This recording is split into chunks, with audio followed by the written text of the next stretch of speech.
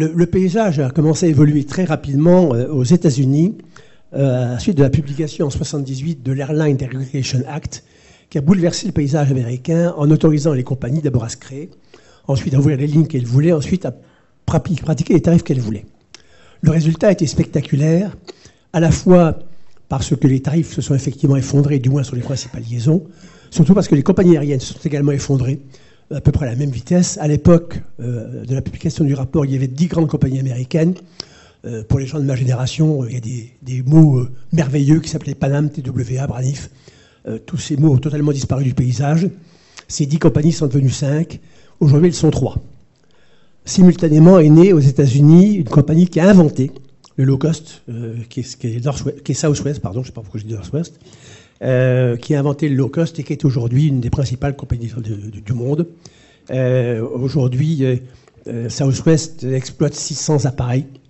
Tous des 737, on a 300 en commode et réalise 3000 vols quotidiens. Donc un bouleversement total du paysage avec des disparitions très nombreuses, des fusions, des acquisitions, des regroupements, qui d'ailleurs, fusions, regroupements, acquisitions qui ne sont pas terminées.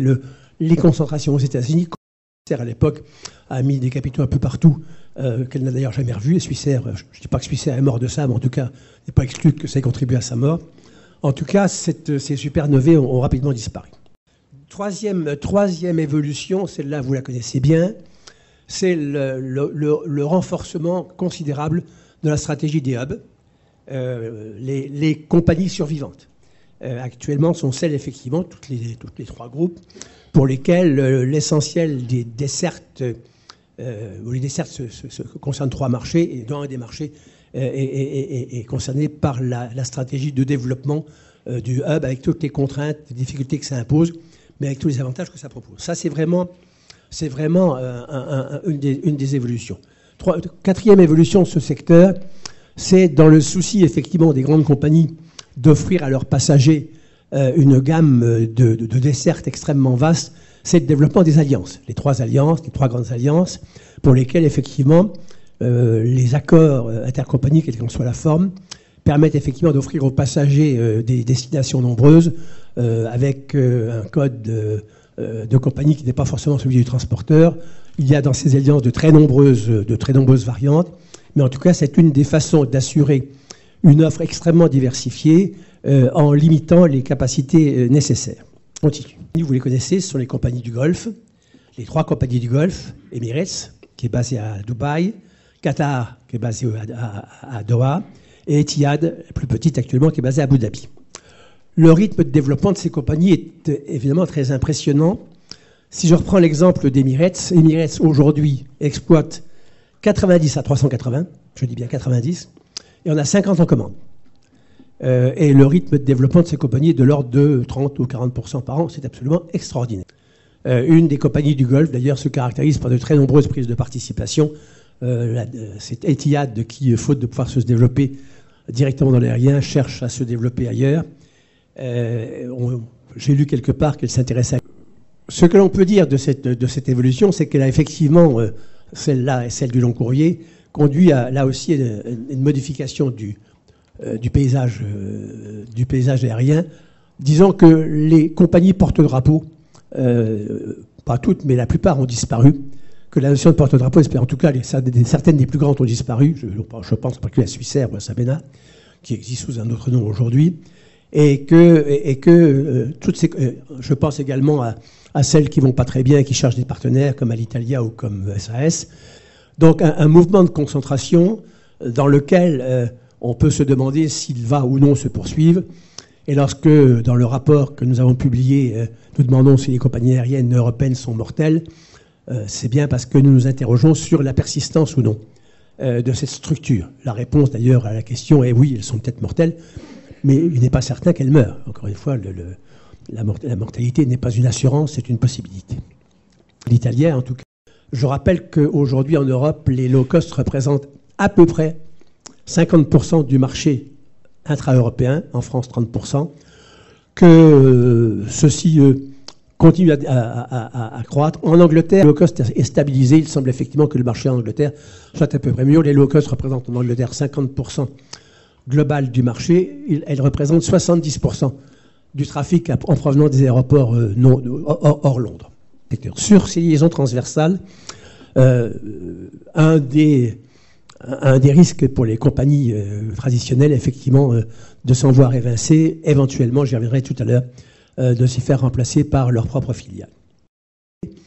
Il y a quand même quelques domaines dans lesquels nous avons effectivement insisté sur ce que les pouvoirs publics devraient faire ou éviter de faire. Le premier, c'est d'éviter d'alourdir les charges qui pèsent sur le transport aérien. Je rappelle que le transport aérien est pratiquement le seul mode de transport qui paye la totalité de ses charges, que vous avez en face de vous en moyen courrier des TGV, dont certains sont largement subventionnés, et que le problème des charges de toute nature se pose. Le rapport sur les compagnies aériennes européennes sur les mortels est sorti le 15 juillet. Il a failli ne pas sortir parce que c'est ce même 15 juillet qu'a été annoncé une augmentation de la taxe Chirac, ce qui ne faisait pas très bien dans le tableau. Si charges il y a, essayez de faire en sorte que tout le monde les paye lorsqu'elles sont obligatoires. Là aussi, il y a quelques doutes.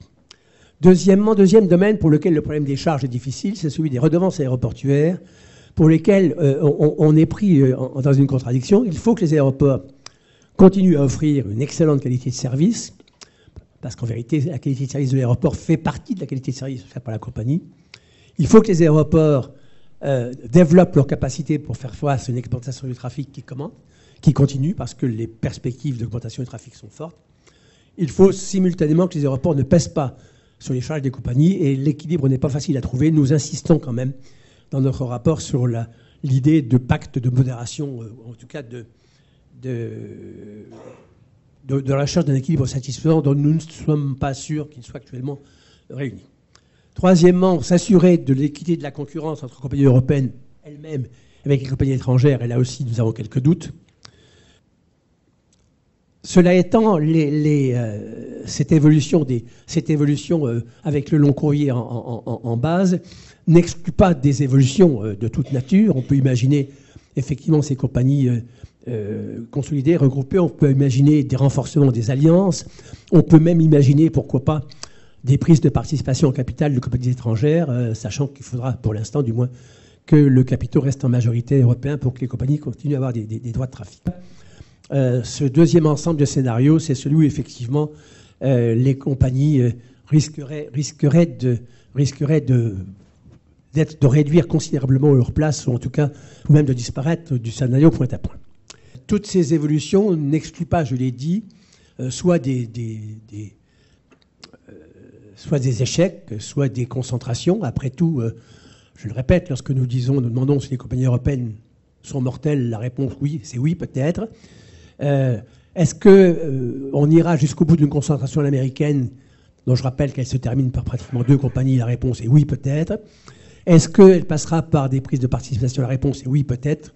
Ce que je peux dire pour conclusion, c'est que on ne peut rien exclure, ni dans certains cas le dépôt de bilan avec reprise plus ou moins douloureuse, ni le maintien avec des partenariats habiles. Dans ce domaine, comme dans beaucoup d'autres, je crois qu'on peut dire que le pire n'est pas toujours sûr. Et si vous me demandez un point personnel à la fin de cet exposé, je dirais simplement que pour ma part, je suis plutôt raisonnablement optimiste. Merci.